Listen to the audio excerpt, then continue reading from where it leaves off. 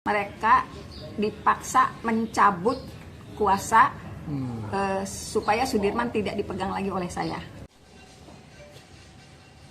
Itu surat kuasa Ibu? Ya, ini surat kuasa untuk menghadiri Presiden ditunjuk sebagai kuasa mendampingi Sudirman di persidangan. Tahun 2017. 2017 yang lalu? Ya, ini surat kuasa.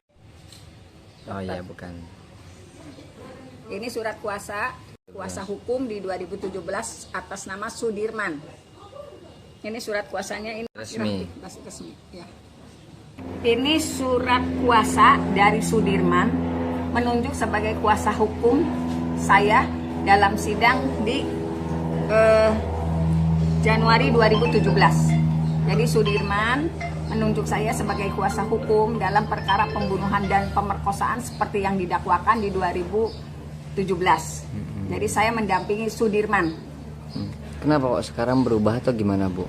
Ya, ada hal-hal yang terjadi pada saat DPO diumumkan, kemudian Peggy tertangkap pada 21 Mei 2024. 2 hari kemudian saya mendapatkan informasi dari keluarga Sudirman, mereka dipaksa mencabut kuasa supaya Sudirman tidak dipegang lagi oleh saya. Tetapi waktu itu keluarga menolak. Terjadi hal serupa di bulan Mei 2024 sampai kakaknya Sudirman itu dikejar-kejar oleh, mohon maaf, anggota ke tempat kerjanya. Nah, sejak saat itu saya mendapatkan informasi bahwa Sudirman sudah memiliki kuasa hukum yang ditunjuk oleh Polda. Bahkan Peradi yang juga mendapat kuasa dari keluarga Sudirman untuk memohon bantuan yang dipimpin oleh Pak Oto Hasibuan juga tidak bisa menembus ke Sudirman juga. Jadi kalau yang lain itu berhasil ditemui oleh Peradi, DPN Peradi, hanya Sudirman. Kemungkinan saya waktu itu berpikir apakah Sudirman akan dijadikan saksi pada saat Peggy pra-peradilan. Karena antara Peggy dengan Sudirman betul mereka teman sekolah. Tetapi setelah prapidnya Peggy bebas, Sudirman masih tetap tidak bisa dihubungi oleh siapapun. Kasihan keluarganya. Dan posisinya di mana sampai hari ini juga keluarganya maupun saya yang dulu pernah memegang Sudirman itu tidak pernah terkonfirmasi ada di mana. Sampai hari ini? Sampai hari ini. Begitu juga kemarin saya berkomunikasi dengan Pak Jutek, sama, belum bisa menemui Sudirman. Padahal keluarganya sudah meminta bantuan kepada DPN Pradi tentang Sudirman.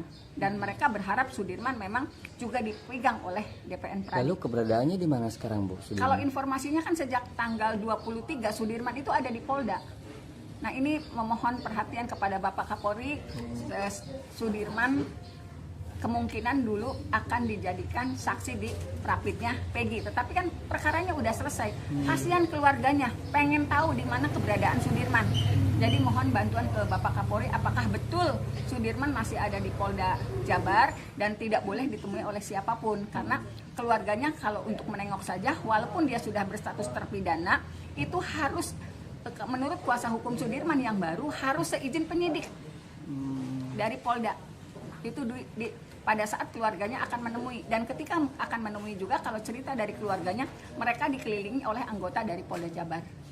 Terus pada saat kemarin ada pemeriksaan oleh Bareskrim, terpidana si Sudirman ini masuk dalam pemeriksaan atau bagaimana, Bu? Kalau informasinya justru tidak masuk daftar dalam pemeriksaan ke-7 terpidana. Jadi sebetulnya Sudirman itu ada di mana? Apakah masih ada atau tidak? Kan akhirnya saya berpikir buruk, kenapa tidak muncul nama Sudirman di dalam pemeriksaan. Lalu Jadi, apa, Bu, harapannya, Bu? Ya, harapannya Bapak Kapolri untuk bisa menurunkan anggota yang lain untuk mencari keberadaan Sudirman.